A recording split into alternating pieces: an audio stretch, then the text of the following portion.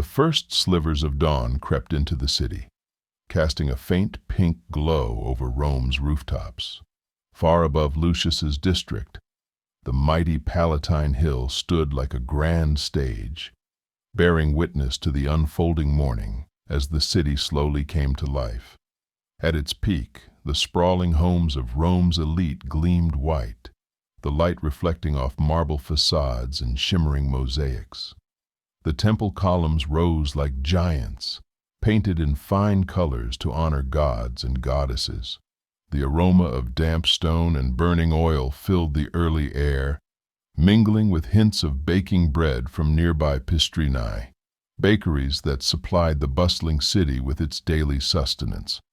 In the Subura district, however, life was quieter and humbler, with dense, bustling streets and stacked apartments that leaned against one another like weary soldiers.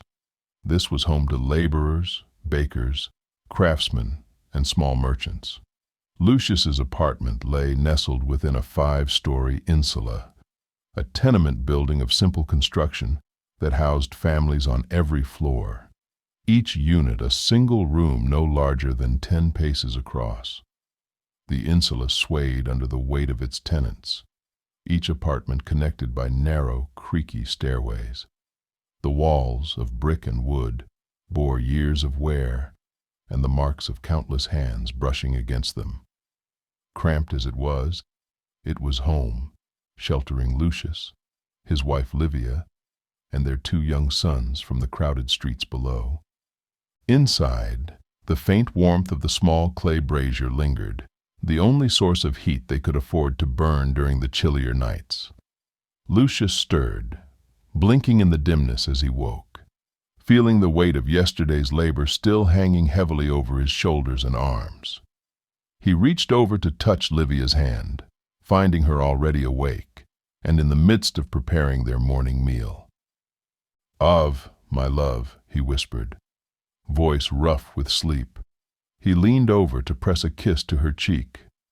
In the quietness of the early morning, she responded with a gentle smile, setting aside the round loaf of bread she had shaped herself from wheat bought the day before. It was fresh and filling, a modest loaf that would fuel him through his morning labor. "Eat well, Lucius," she said, dividing the bread and handing him his portion with a small cup of olive oil. Livia always rose before him, taking on the chore of preparing food for the day, her hands deft as she kneaded dough, checked supplies, and rationed what they had. As they sat together, Lucius could hear the faint sounds of the city beginning to wake. A distant cart rolling down the cobblestone street, voices calling to one another from below. It was a soundscape that grew familiar with time. Rome, with all its grand temples and colonnades, was not a quiet city. Even before dawn, the city hummed with life, and by mid-morning, its streets would be teeming with people from every corner of the empire. Some were citizens, some freedmen, others slaves, but all shared the daily bustle, a blend of Rome's complexity. After a quick, modest breakfast, Livia wrapped a small lunch for Lucius, folding it in a piece of cloth. The bundle held a wedge of cheese, a few olives, and an apple for good measure, a luxury they afforded only on special days. The market price for grain and fresh produce could vary greatly, often driven up by traders and affected by laws set by the Senate. She handed it to him with a steady gaze, as though ensuring he'd eat it all. Though he worked long hours, Lucius sometimes skipped meals to make sure his family ate better. Livia, wise to this, had taken to sending him off with enough to get him through the day. Just before leaving, Lucius turned to a small shelf at the entrance. Resting atop it was a simple clay figure of Vesta, the goddess of the hearth, and a carved wooden figure of Janus, god of beginnings and endings, his 2 faces symbolizing dual perspectives. The small shrine served as the family's point of connection with the gods, a place where they left offerings and whispered their thanks and pleas. It was a comforting ritual, a way to seek favor and fortune in a life that was often anything but easy. Standing before the shelf, Lucius closed his eyes and murmured his prayer. Vesta, guard our hearth. Janus, grant me strength for the day's work, he whispered, touching his fingertips to each figure in turn. The faint scent of rosemary from the previous night's offering still lingered on the shelf, and the warmth of the room surrounded him, as though the gods had left their presence as a silent blessing. Livia joined him at the door, reaching out to light a small wick dipped in oil as an offering of light for the day. It flickered briefly, then caught, casting a faint glow that filled the room with gentle warmth. Lucius lingered for a moment, watching the flame, feeling its comforting glow and hoping it would accompany him through the long hours ahead. The streets of Rome had taken on the full light of morning by the time Lucius stepped out of the insula and joined the river of people moving towards the heart of the city. The rough cobblestone roads beneath his feet bore years of use, their surfaces worn smooth by the endless passage of feet, hooves, and wooden cartwheels.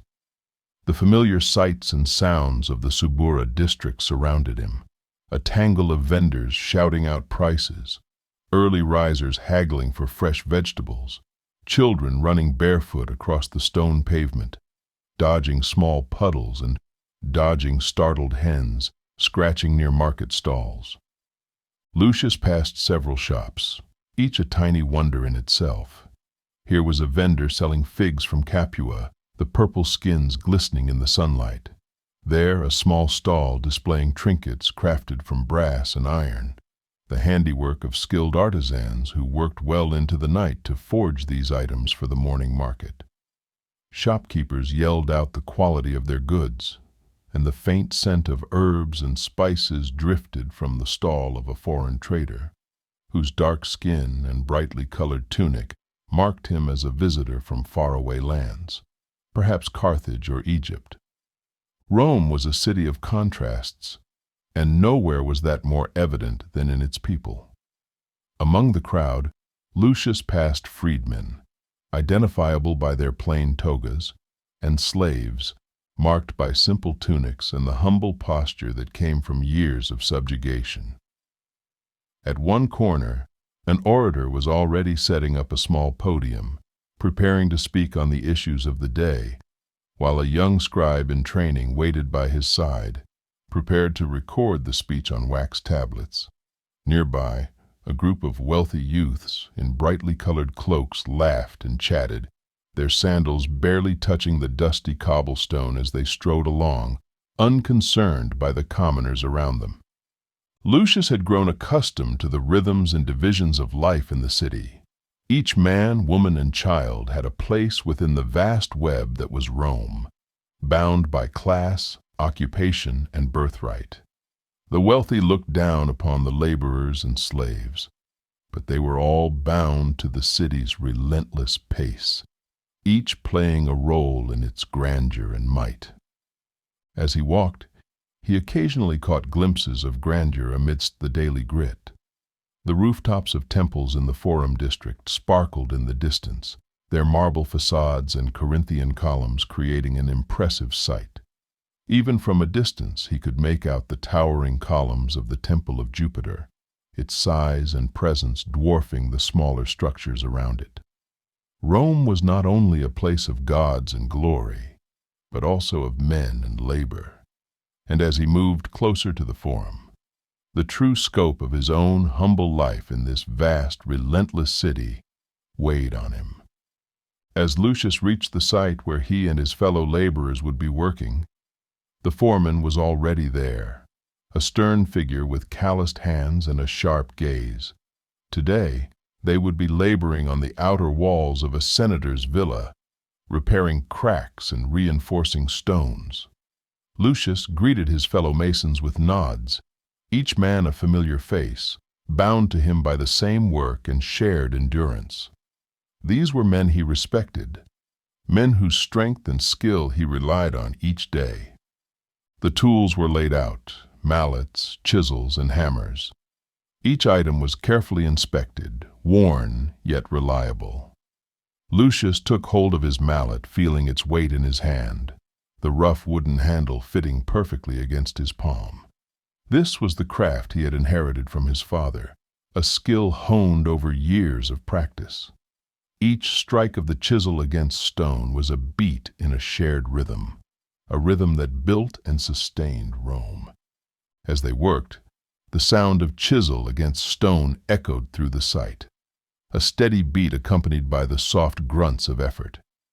Lucius's muscles burned with the familiar ache, each strike of his mallet deliberate, precise. His thoughts drifted to his sons, Marcus and Tiberius. He wanted a better life for them, one that didn't rely on the grueling demands of physical labor. He imagined them one day learning to read, to write, perhaps serving as scribes or merchants. Certainly. Here's the continuation, deepening Lucius's workday and relationships with his fellow workers, as well as giving him a few insights into the broader dynamics of Roman society.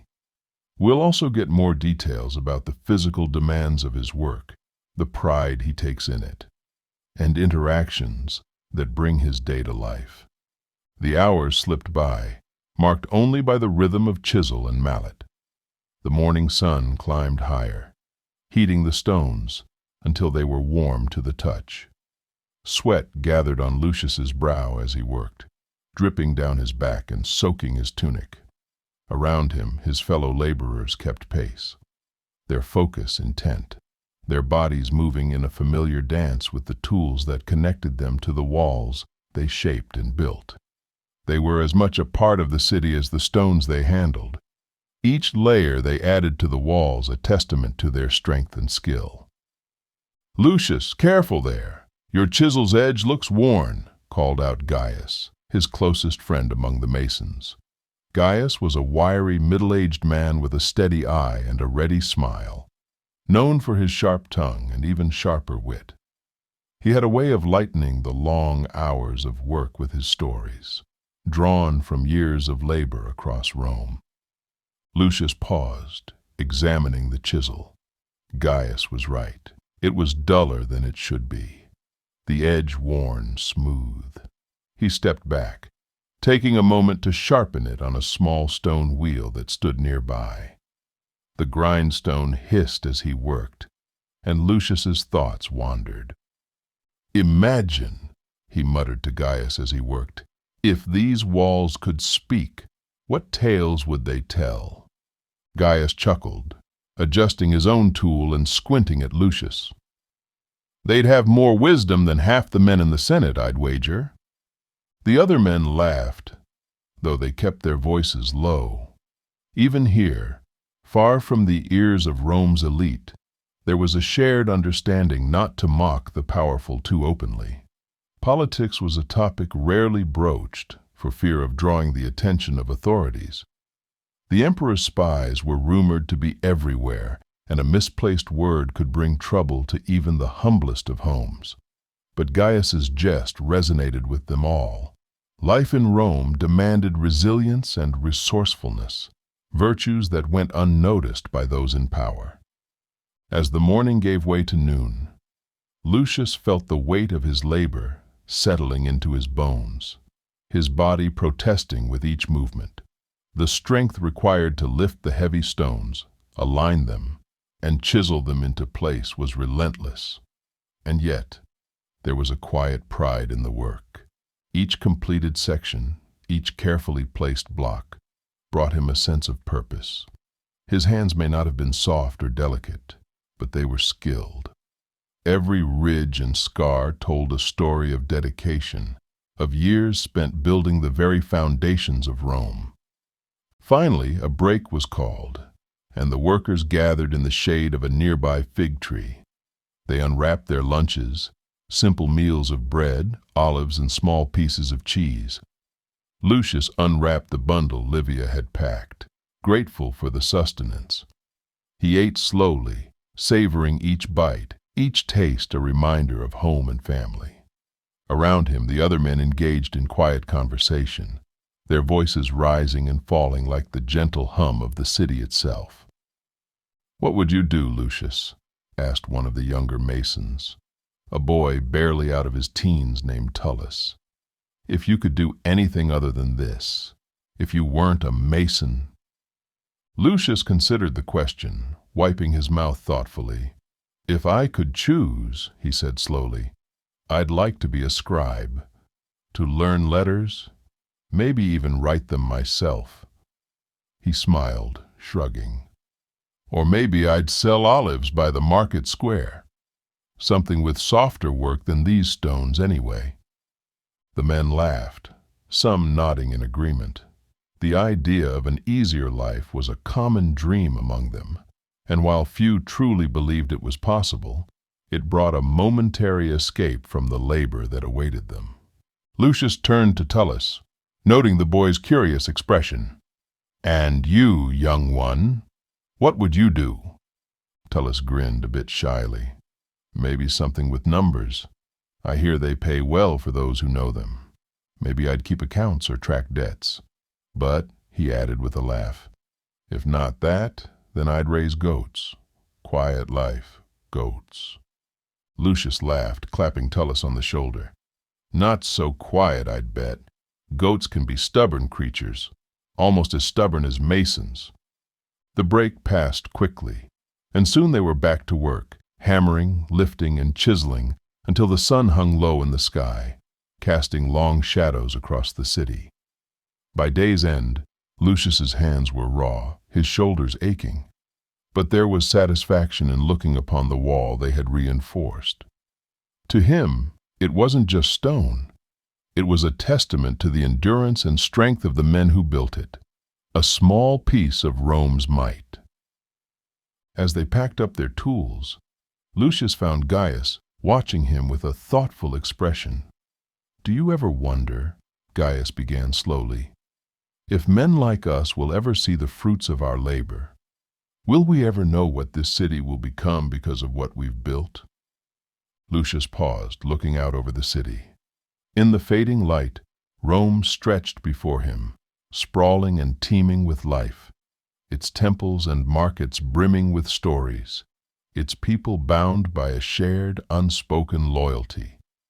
He saw the promise of a city that would last for ages, a place of legend and myth. But he also saw the hardships, the toil that sustained its glory.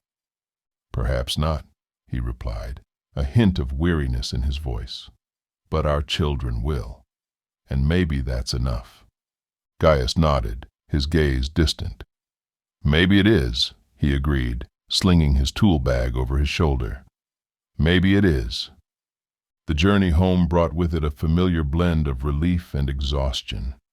Lucius joined the throngs of people moving through the streets, a river of workers, merchants, and artisans, each heading back to their families and their homes. The sounds of the city were richer in the evening, vendors closing their stalls, shopkeepers shouting the day's last bargains. The laughter of children playing in the streets before nightfall drew them indoors. As he walked, Lucius passed a shrine to Jupiter, one of many that dotted the streets of Rome. The statue was modest, worn smooth by the hands of countless worshippers, its paint faded by sun and rain. Lucius stopped for a moment, bowing his head and murmuring a quick prayer of thanks.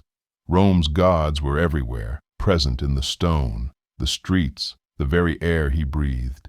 Each man had his favorite deity, his personal protector. For Lucius, it was Jupiter, the ruler of the heavens, a god of strength and justice. He offered a silent word of gratitude for the day's work, hoping the god would see fit to grant him many more. At last he reached his insula, climbing the narrow stairs with a weary step. Inside, Livia was busy preparing the evening meal, her face lighting up as he entered. The smell of lentils and herbs filled the room, a warm, inviting scent that soothed his senses. Marcus and Tiberius ran to greet him, their laughter filling the small space as they clambered around him, asking questions, showing off their day's finds.